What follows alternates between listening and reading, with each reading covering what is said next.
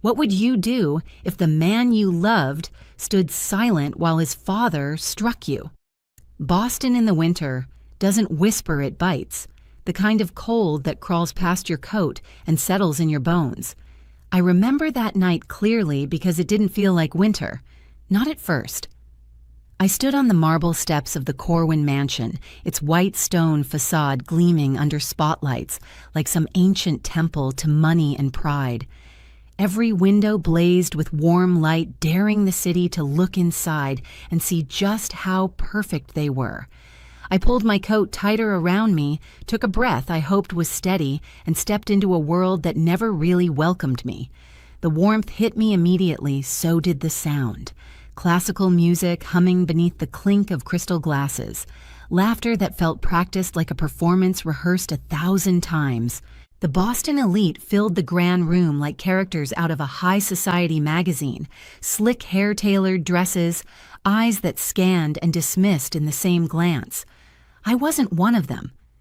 3 years of marriage to Alaric Corwin had taught me exactly how to disappear in plain sight. I'd learned to smile without showing too much, to laugh softly at jokes that stung. I'd studied their language, the pauses, the half-smiles, the way they weaponized politeness like a dagger dipped in honey. And I was still invisible. Alaric stood across the room, flanking his father like a loyal shadow.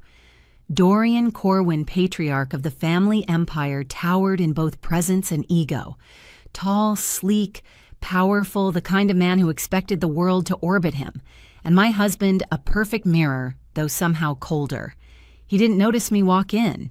He rarely did.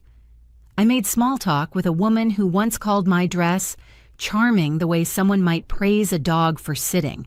She droned on about Aspen and Michelin-starred chefs. I nodded my eyes, drifting toward the massive dining hall where dinner was being served like a coronation ceremony.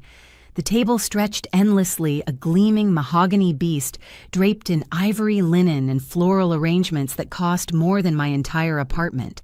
Every seat was a role, every fork a cue. This wasn't dinner, it was theater, and I was tired of acting. Still, I tried. I kept my head down, smiled at appropriate moments, even let out a soft chuckle when Dorian made a comment about imported discipline referring to the household staff. I bit the inside of my cheek and reminded myself, just get through the night. But you can't prepare for betrayal, not the kind that knocks the wind out of you and leaves you tasting blood. I was walking behind Dorian, balancing a glass of red wine and a dessert plate, trying to pass it to a guest without bumping into anyone. My heel snagged on the edge of the rug just a second, and the wine sloshed forward a splash landing square on his pristine white shirt. Time froze. The room went silent, and not the polite kind, the kind that wraps around your throat. Dorian turned slowly, the disgust on his face curling like smoke. Then, without hesitation, his fist connected with my cheek. I didn't even feel the pain at first, just shock, and then warmth. A metallic taste spread through my mouth, and I stumbled back, catching myself on the edge of the table. My hand flew to my cheek as blood dripped down my chin, dotting the marble floor in perfect, damning red. "You stupid maid," he growled, voice loud enough to echo. "Go wash my damn shirt." I couldn't move, couldn't speak. 50 people, 50 eyes, and not a single one blinked. Some looked away, some didn't, but no one stood up. I turned to Alaric, my husband, my partner, my shield or so, I thought. He didn't rush to me, didn't even look horrified. His expression was blank, frozen in something colder than shock. He didn't see a woman he loved bleeding. He saw an inconvenience. "Apologize to my father," he said like he was reading a line from a play, or "get out." Something inside me shattered, but not the way they expected. Not into tears, not into pleading, into silence. I grabbed a silk napkin from the table, dabbed the blood from my lip carefully, and straightened my spine. I didn't apologize. I didn't scream. I walked out. Each step echoed like a war drum across that marble floor. No one followed. No one stopped me. The cold hit me again outside. This time I welcomed it. I made it to my car, slid behind the wheel, hands shaking. The city blurred as I drove through frozen streets, headlights slicing through falling snow. At home, I kicked off my heels, dropped my coat on the floor, and collapsed on the edge of my bed. My phone buzzed beside me. I picked it up. 68 missed calls. Alaric, Dorian, over and over. A cyclone of their names. And a single text from Dorian. "You'll regret it if you talk." I stared at the screen blood still drying on my cheek. I thought I had escaped, but the real battle hadn't even started. The next morning, I woke to the pale gray light that always made Boston feel heavier. My head throbbed from the swelling near my cheekbone, but it wasn't just the pain that kept me still. It was the silence, thick, charged the kind that comes before a storm. I hadn't cried. Not when he hit me. Not when my husband chose silence over me. And not even now, staring at my cracked reflection in the bathroom mirror, the faint outline of a bruise darkening across my cheek. But my body trembled like it was trying to catch up to the betrayal my mind already understood. I wrapped a scarf around my neck and jaw more for the cold than for modesty. I didn't want questions. I didn't have answers. When I stepped into my tiny kitchen, the place that used to feel like sanctuary now felt like a waiting room. My phone was still lit with notifications, calls, texts, emails, but I didn't touch it. I poured stale coffee into a chipped mug and stood in the window watching the snow begin to fall again. Light, almost mocking. Then the voicemail icon caught my eye. Just one. From Dorian. I shouldn't have listened. Every cell in my body told me not to, but my finger moved anyway. His voice spilled into the room, cold and smooth like polished stone. Colopy. Accidents happen. But if you try to turn this into something, if you let that little outburst last night become more than it needs to be, you'll regret it. I have the best lawyers in Boston. Think very carefully. He said it so calmly, like he was commenting on the weather, like he hadn't cracked my lip in front of a ballroom of witnesses. Think carefully. I stared at the wall, at nothing. Then I opened the drawer by my desk. The notebook was still there, a plain spiral-bound thing I'd started months ago.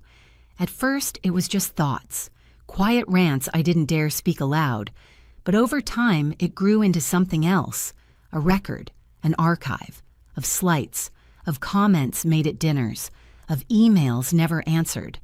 Of that day, Dorian joked I was lucky to marry up.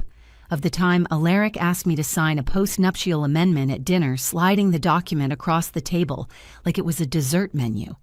I wrote it all down, page after page, memory after memory. Now as I flipped through, I realized something. I wasn't just journaling. I was documenting, and maybe preparing. A chill slid down my spine, not from the cold, but from the sudden sharp clarity that this wasn't just about one night. This was years in the making. I just didn't want to see it until now.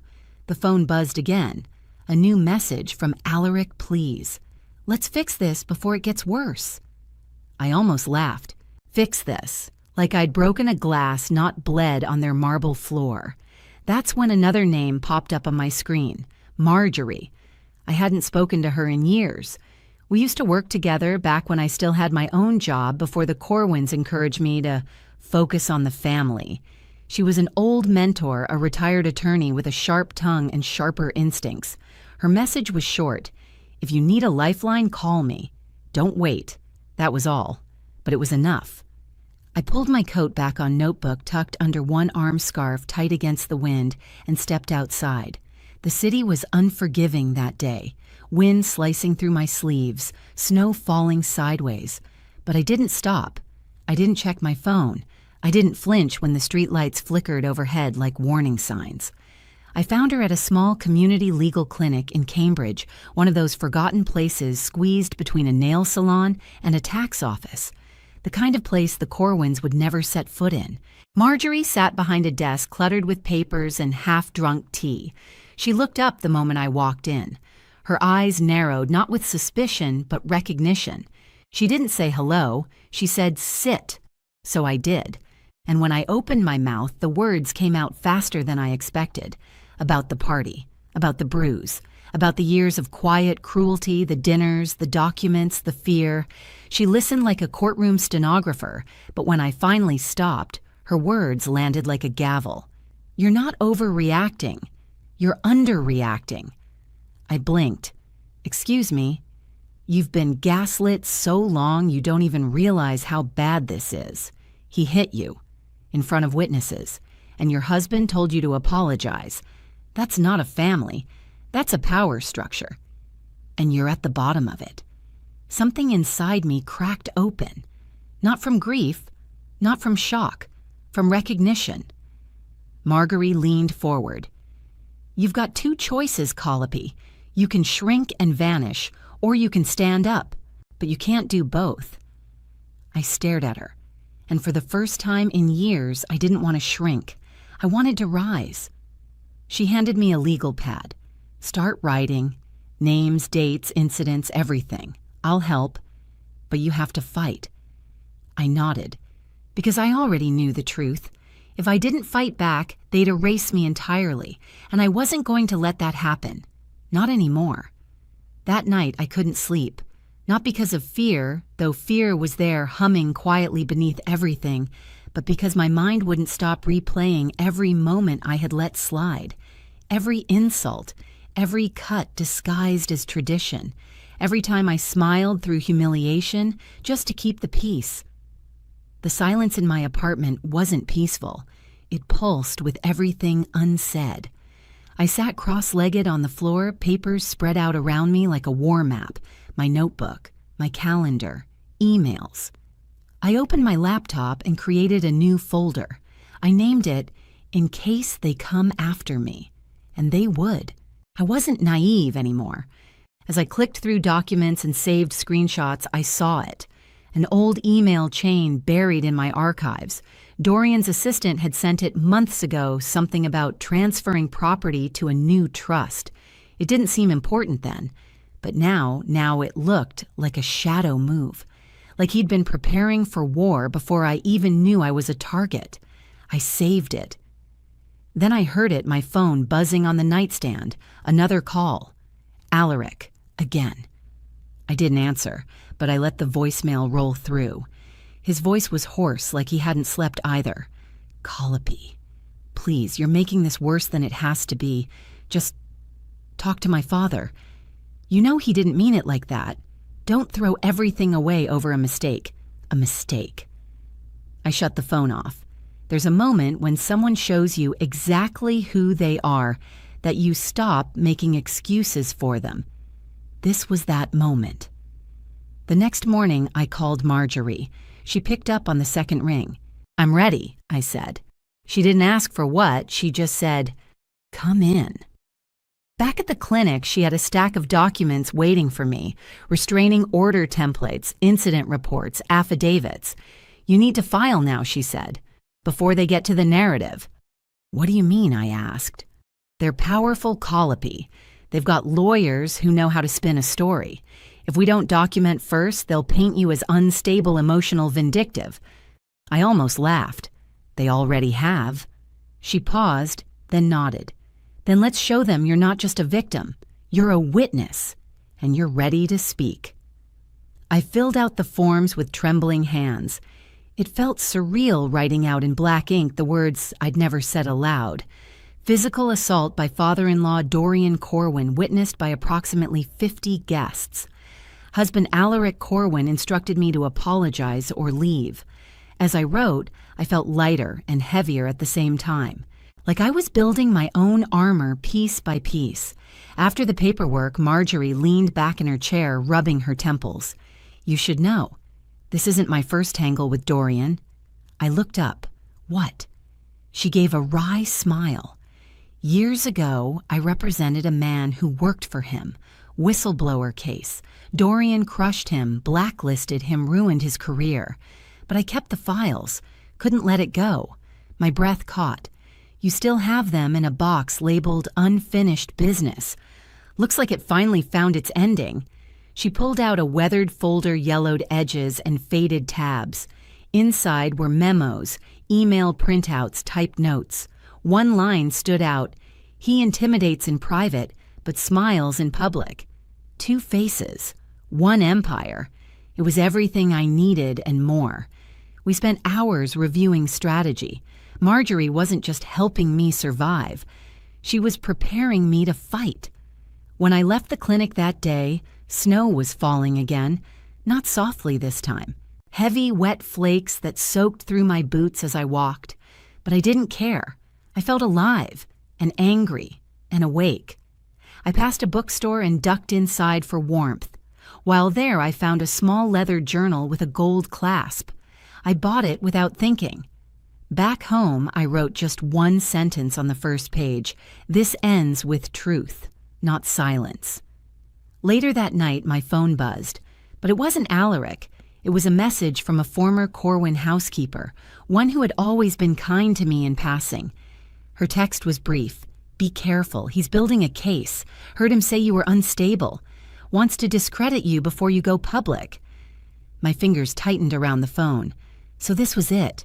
They weren't just warning me anymore. They were preparing to destroy me. I should have been terrified. But instead, I smiled, small, sharp. Let them try. I had something they didn't expect. A record, a witness, and a woman who was done being quiet. By the end of the week, I wasn't just preparing, I was hunting. My little apartment became a war room. Folders lined my coffee table, my notebook sat open next to my laptop, and sticky notes littered the walls with names, dates, quotes. Every time someone told me to stay quiet, I wrote it down. Every sideways look at those Corwin parties, every moment of humiliation repackaged as tradition. They thought I'd forget, that I'd move on, absorb the pain like I always had. They were wrong. I filed the restraining order. It was the first real action, a line drawn in legal ink, but I knew that wouldn't stop them. What came next was fast, too fast. Just 3 days later, before sunrise, I was jolted awake by a knock at the door. Not the casual kind, the kind that's sharp, deliberate. I opened it with hesitation, my pulse racing. A man in a long black overcoat stood holding an envelope. "Are you Calliope Corwin?" he asked, clipboard in hand. I froze. "Yes, you've been served." And just like that, he was gone. I stood in the hallway holding the envelope like it might explode, inside a formal lawsuit, defamation, libel, threats to the family's reputation. They were painting me as a dangerous, emotionally unstable woman with an agenda. The restraining order flipped against me. According to Dorian's lawyers, I had made repeated attempts to malign the Corwin name and was unfit to be around the family due to volatile behavior. It was like watching a stranger's story unfold, except it was mine. They were erasing me in real time. My phone buzzed. Alaric. Again. Against every instinct in my body, I picked up. His voice was calm. Too calm. "You brought this on yourself," he said before I even spoke. "We warned you.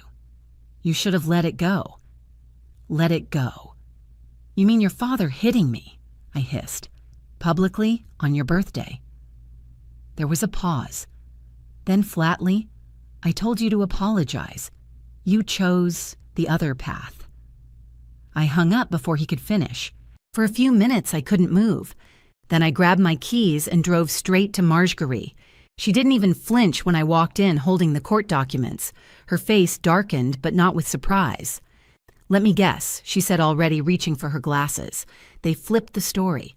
They called me unstable, said I've been aggressive for months. They got a former maid to testify I was emotionally volatile. Marjorie's mouth flattened into a hard line. They paid her off. It's textbook Dorian. Character assassination is the Corwin family's favorite sport. I slumped into the chair. They're trying to ruin me. Marjorie nodded slowly, fingers tapping the arm of her chair. Because you're a threat, and powerful men only go to war with people they're scared of. That stuck. Scared. He was scared. The realization didn't feel like triumph, yet it felt like gasoline on kindling. She leaned across the desk. Then it's time we make him sweat. The next few hours were a blur of legal language and fast typing. She filed a counter motion to dismiss the defamation suit and introduced a discovery request for any internal Corwin family communication that discussed me. It was bold, aggressive, but it shifted the momentum. Then she pulled something else from a locked drawer, a letter, typed, dated, signed, from a former Corwin business partner. He gave me this 5 years ago, she said, after Dorian ran him out of town. He told me to keep it in case anyone else ever needed it. The letter detailed fraudulent business practices, property manipulation, intimidation tactics. Nothing had come of it then, but now it was a pattern. I took a photo, emailed it to myself, backed it up twice. They'd called me unstable, vindictive, dangerous. But I had evidence, and a story they couldn't script. That night, I returned home exhausted. My apartment felt darker than usual, the streetlight outside casting long shadows across the floor. I didn't turn on the TV. I didn't check my messages. I just sat at my desk, pulled out my notebook, and began writing again. But this time, not just what they'd done. I started mapping what I'd do next. I wasn't just going to survive this. I was going to make them regret trying to destroy me. And I already knew where I'd hit them first. Their image. The Corwins had built their kingdom on image. Polished smiles, charity galas, magazine spreads showing them as the royal family of Boston's old money elite. Their entire empire wasn't just about wealth, it was about perception. And Dorian had always believed that perception was untouchable. He was wrong. The plan started in Marjorie's office a week before Christmas. We sat at her cluttered desk, the windows frosted from the storm outside, stacks of documents between us. She handed me back the file I'd been building for weeks, bank statements, internal memos, legal correspondence that should have stayed private, but hadn't. This, she said, tapping one page in particular. This transfer shows clear intent to hide assets, tied to his Beacon Hill property trust. It's shell work, probably to protect it from legal scrutiny. And it was filed 2 days before the birthday party I added, which makes the timing suspicious, especially if a reporter saw it. That's when it clicked. If they wanted silence, I'd give them something louder. I'd make sure everyone heard it. I drafted anonymous emails to investigative journalists, 5 of them, each one specializing in corporate fraud and Boston's high society corruption. I attached the documents labeled Key Incidents and included a simple line in each message. If you want to know what's really behind the Corwin name, start here. I scheduled them to go out at exactly 8:00 p.m. on Christmas Eve. Why? Because that was the night of Dorian's annual charity gala, his crowning event.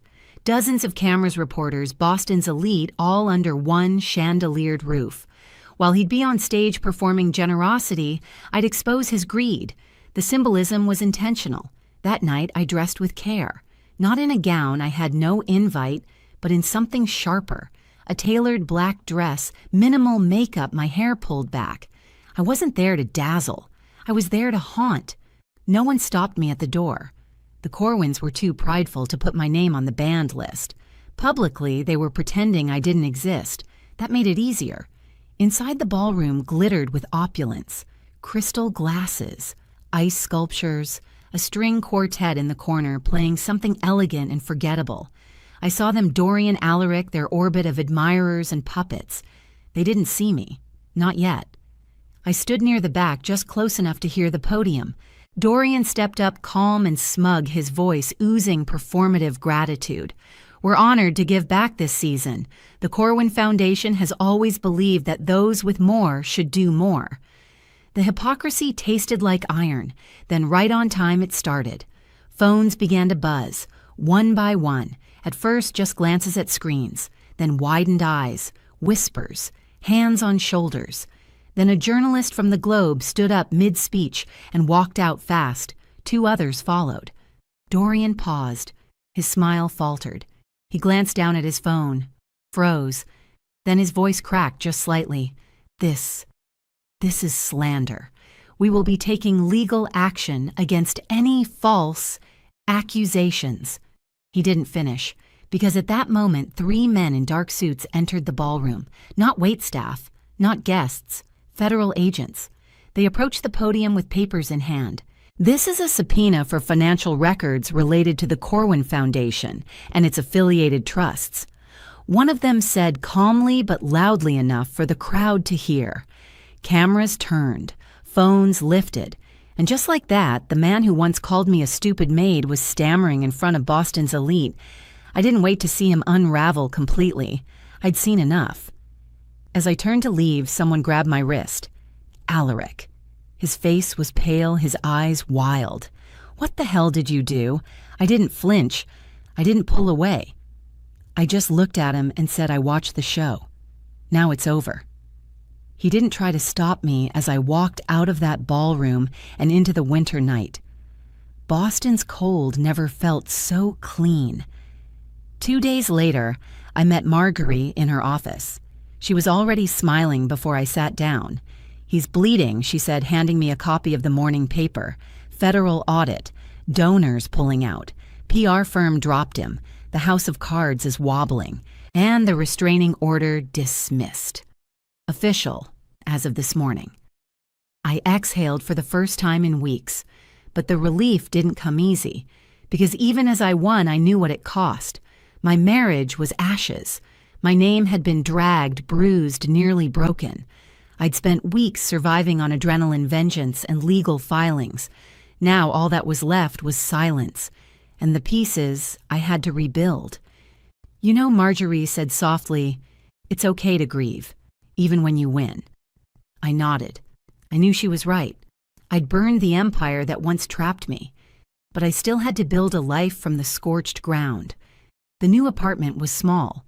1 bedroom, creaky floors, windows that overlooked Boston Harbor like it owed me nothing but gave me everything.